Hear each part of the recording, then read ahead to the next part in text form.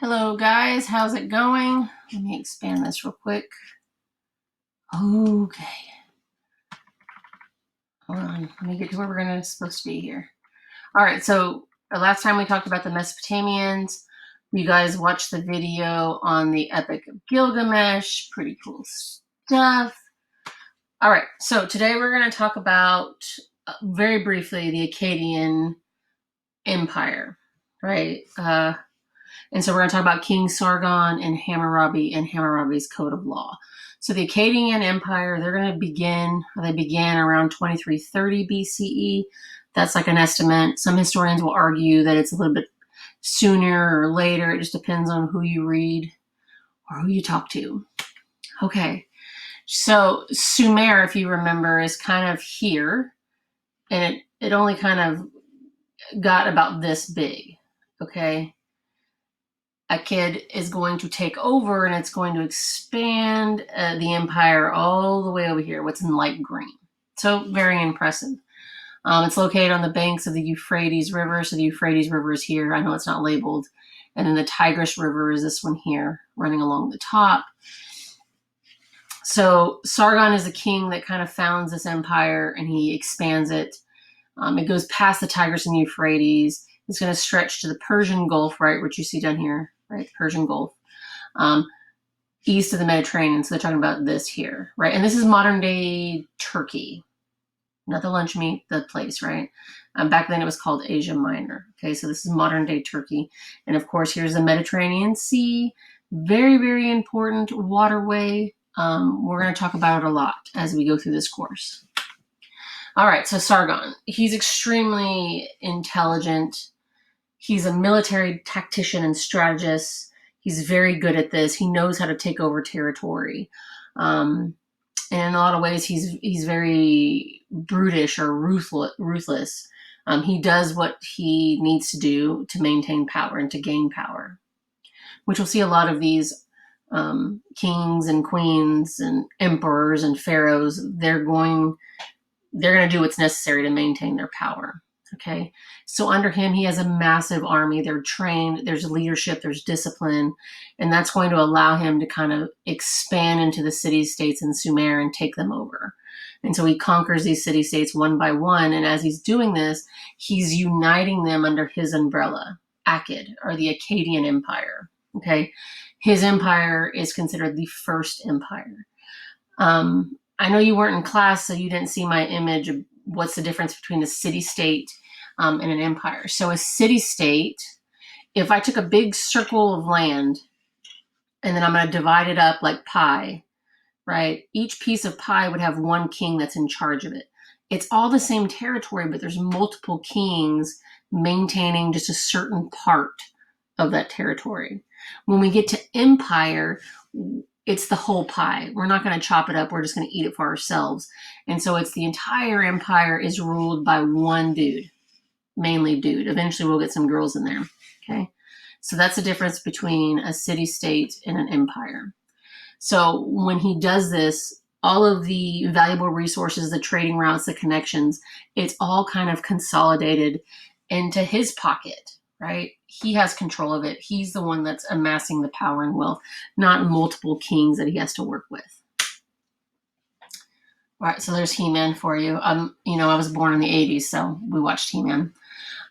Sargon reign was for 56 years. That's pretty long considering the lifespan wasn't very long. It was very common for people to die relatively young. So the fact that he, was able to be in charge for that long is pretty impressive.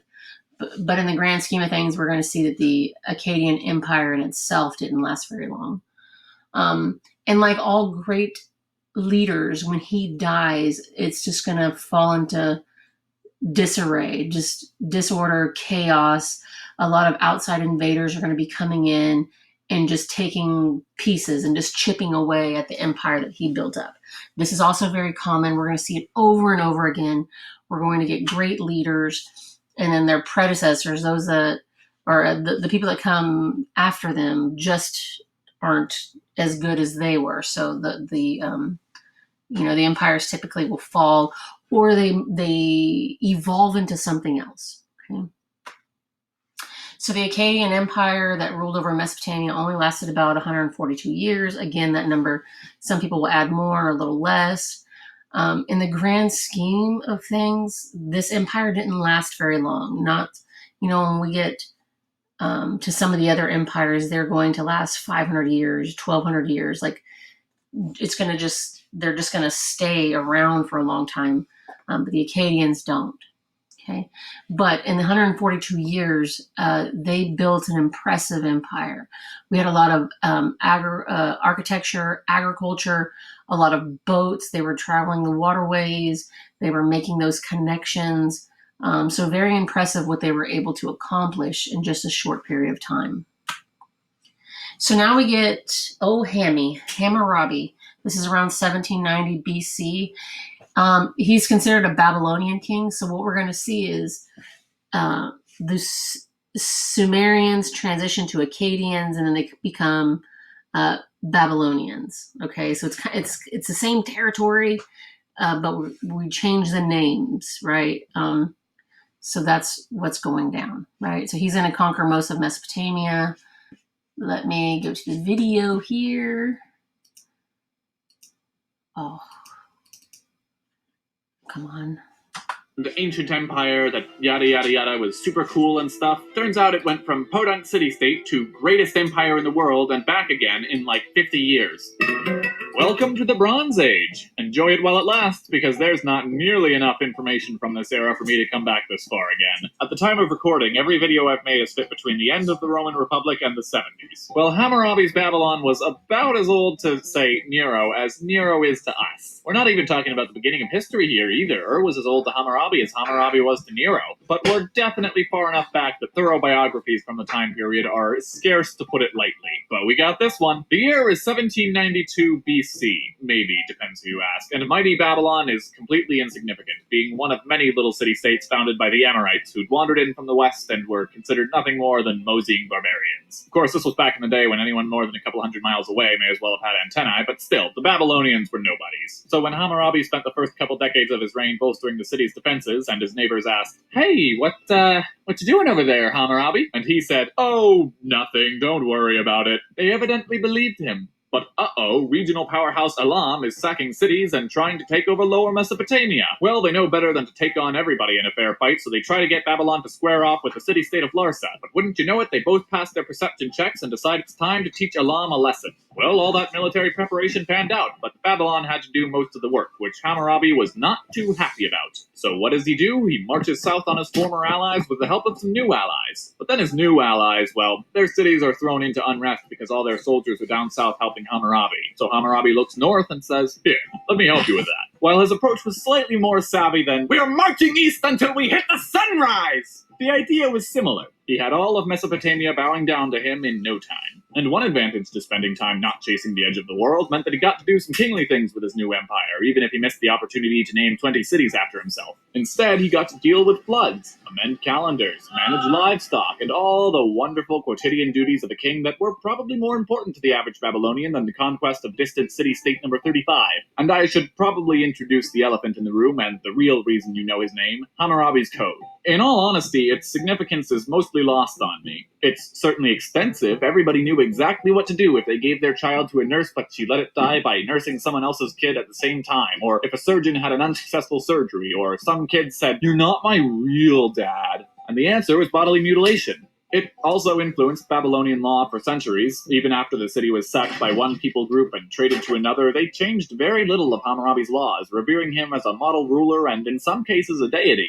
1,000 years after his death, people pointed to him as their ancestor to give themselves legitimacy. But it's not the oldest known code of laws. That title belongs to Ur-Nammu and predates Hammurabi by 3 or 4 centuries. Hammurabi took the focus away from, "Oh, Marduk, the pain! That'll be 10 shekels, please," to "Steal from my house, will you? Ha ha!" And that changed the legal history of the Bronze Age for sure. Heck, that in and of itself was way more significant than his military conquests, because much like Alexander, his whole empire fell apart shortly after his death. So I'm not saying that it's not worth talking about, but looking at it as the cornerstone of all law seems misguided, if not a little problematic. Really, I think the most remarkable thing about Hammurabi is that we have any information about him at all. I mean, do you know how hard it is to find just 5 minutes of information on someone who lived over 3,800 years ago? Which is why I'm cheating and talking about what came after his death, because, oh yeah, his whole empire fell apart. Unlike Alexander, it wasn't actually an issue with his issue. He had one son that we know of. I'm sure you've all heard of the famous Samsu Iluna. He was probably an adult when he came to power, wasn't murdered, didn't have to contend with Hammurabi's generals. Mesopotamia just really didn't like being conquered. Larsa was the first to revolt, then its neighbors said, "Quick, while they're distracted over there, grab the pitchforks!" Until about 24 cities all joined in. Well, Samsu Iluna wasn't too shabby at sticking pointy things into people himself. He killed kings and tore down the walls of once proud empires to make sure none would stand against the might of Babylon ever again. So a couple years later, all of Sumer rose up in revolt under some new poser, so Samsu Iluna marches all the way out to meet the threat head-on in a great battle. 2 great battles, which ultimately saw control of Sumer fall to the newly formed dynasty of Sealand, no doubt the direct ancestors of the great principality of Sealand. The other downside to Samsu's approach is that now he had a bunch of cities in his empire that had absolutely no protection, and his neighbors noticed. They just walked in, sacked the place, walked out. Well, if he wasn't rebuilding walls before then, he definitely was afterwards. But still, by the time he died, Babylon's territory was hardly bigger than when Hammurabi first got his hands on it. But hey, the city itself wasn't doing so bad. It still had the funds to build some shiny new ziggurats here and there, so it was fun while it lasted. Plus, I heard they got a pretty cool sequel. Hey, so if you like my stuff, I've got more, but in case you didn't know, this video is part of a large-scale collaboration.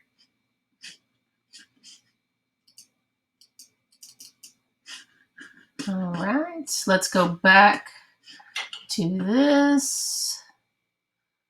Oh, I hate it when it does this. Come on. All right, so the Code of Hammurabi. This is some images of it. So it's a black stone stele, or stele as they call it. It weighs about 4 tons, which 1 ton's about 2,000 pounds. So we're talking about like 8,000 pounds. Okay.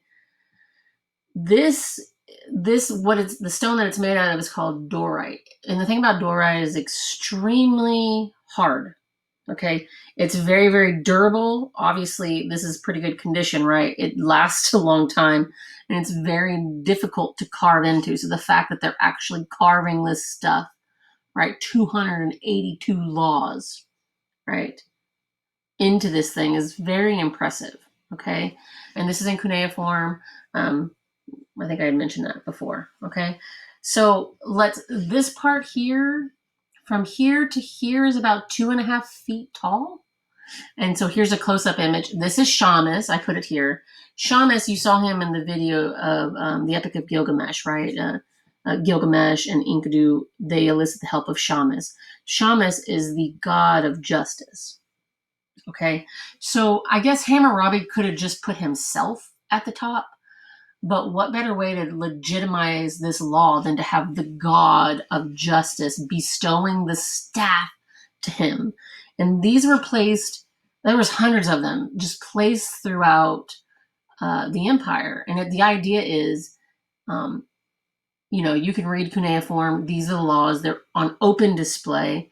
So if you act a fool, if you break the law, then you're going to get the punishment that's coming to you.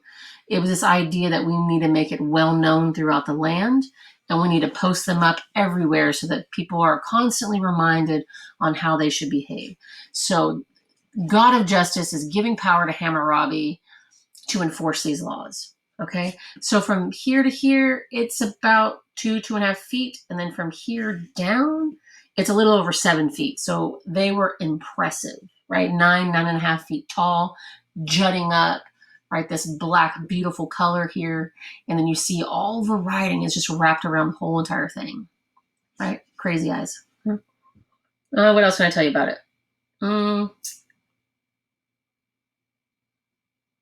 So many of these laws that we're going to see, we're going to look at a couple of them. If you were guilty of whatever, it could be, just about anything. A lot of the punishments were having your tongue removed, your hands cut off, your breasts cut off. Sorry, ladies. We really like, cutting those off throughout history. Eyes removed or ears. Sometimes the nose would be cut off. Now, if you think about this, if we're like, let's say you steal something and they, cut off your hand and you're walking around town in the marketplace and people see that you're missing a hand, they will know that you've committed a certain crime. And so the further punishment would be the community would kind of ostracize you, right? If you're walking around without an ear or an eye, people will look at you and they instantly treat you differently. So there's way more repercussions than just the initial punishment with these crimes. So just kind of keep that in mind. This was kind of very extreme and harsh. So one section that's codified is pretty much criminal law, right? This deals with the offenses against others. This is like robberies, murders, rape would be in here. Anything that where it's one person offending another person in some way, and usually it's like physical in nature. And then you have civil law. This deals with private rights, such as business contracts, taxes, property, marriage would fall into this category. I guess if married couple had children, and like who does the children go to if the marriage dissolves, those sorts of things. Civil law, and we still have this today, right? We have criminal law and we have civil law. So it's called for harsh punishments against the criminals, and it's the idea like the eye for an eye, like Old Testament Bible, right? So what you do to somebody else should happen to you. And that's pretty much how a lot of these laws were formatted. They varied according to your social status, okay? So if you are an affluent person that has money and wealth, typically if you did something to your equal, it would be eye for an eye. But if you did something to a poor person or to a slave, you may have to pay, right? So it's not really a punishment. It's just you just have to pay for the crime. Okay. Which is kind of something you think of like celebrities nowadays, like, I don't know, you can think of all kinds of celebrities, they're getting pulled over for DUIs or gun charges or whatever it is. And sometimes, sometimes they don't do jail time, right? They might do community service, or they pay like these enormous fines, or maybe, they donate to charities or whatever it is. It's kind of different. But if, you just some poor folk roaming around the street and you do the same thing, you might spend some jail time, right? So it's depending on your status is how they vary the punishments. And they really enforce this obedience. If you're a kid, you better listen to your mom and dad. It's not like nowadays, nowadays we talk back to mom and dad. It's like, whatever, I do what I want. I know everything, right? Or maybe you have a parent that you're kind of afraid of, and you're, my dad was very strict. So we really didn't step out of line with him because he's this German dude, and it was under his house and we had to follow the rules. And if we didn't like it, he's like, then you can leave. So everybody has different ideas of how they should be with their parents. But according to Hammurabi, it was very strict. You should honor and respect and listen to your parents. So here's some examples. Okay, and we're almost done. So if a person accuses another person and brought a charge of murder against him, but cannot prove it, the accuser shall be put to death. What? So it's like this. You say, hey, homeboy stole something from me. And that person's like, I didn't steal it. It must have been someone else. And you can't prove it, you're dead. What do you think of that? 1.124, if a person is charged with sorcery, and he shall throw himself into the river, and if the river has then overpowered him, the accuser shall take over his estate. What? Okay, so you're accused of being a sorcerer or a witch. You're thrown into the river. The river takes you and kills you. The person that accused you gets all your stuff. If the river has shown that the person is innocent by coming forth safe, so if this sorcerer or witch is able to survive the water, the one who brought the charges against him shall be put to death. Okay. While the one who threw himself into the river shall take over the estate of his accusers. That's pretty interesting, right? So it's almost like if you're going to run your mouth and you're wrong, we're going to punish you for wasting our time. Boom. Code of Hammurabi. Here's another one. If a son has struck his father, so you get in a fight and you hit your daddy, your hands shall be cut off. What? Are you serious right now? Could you imagine how many of you would not have hands? We would have to start chopping other things off, right? I can't imagine this. Or I would imagine if, like, let's say you talk back or you do something against your parents, you get your hands cut off, maybe you would think twice, right? Before hitting your dad or your mom. That's a big one. That's super crazy. Number 2, if a man has destroyed the eye of a free man, his own eye shall be destroyed. So here the social classes are equal, right? They're equal. Both men are of equal standing. They're both free. So you destroy someone's eye, stab it or whatever, they're going to stab your eye. That's going to be your punishment. They stab your eye and then you go home. Okay. If he has broken the bone of a free man, his bones shall be broken. If he has destroyed the eye of a peasant, so someone below his social standing, or broken the bone of a peasant, he shall pay 1 mina of silver. This is not a lot. I don't know. Every year the exchange between the mina changes. So if you're interested to see what a mina is worth, just type it in and it'll tell you what the currency rate is for 2020. Okay. Like nowadays it might seem like a lot of money because it's, silver. But back then it wasn't that much. All right. If he has destroyed the eye of a man's slave, so this is 3 people, one dude attacks someone else's slave or breaks his bone, he shall pay half the value of the slave. Okay. If a physician has treated a man with a metal knife for a severe wound and has caused the man's death, his hand shall be cut off. Say what now? I'm a doctor, bro. I'm supposed to be operating on somebody that has a severe problem that's probably going to die already. And if he does die because I use a knife to try to help him, you're going to take my hand. How am I supposed to operate in the future? This is kind of a big one, right? I don't know how many doctors would be walking around without hands if that were the case. There you go, Jimmy Fallon. Here's another one. If a man accuses a nun or his wife of another man, but has proved nothing, they shall drag that man into the presence of the judges and also cut off half his hair. He would just look silly, right? And probably be extremely humiliated.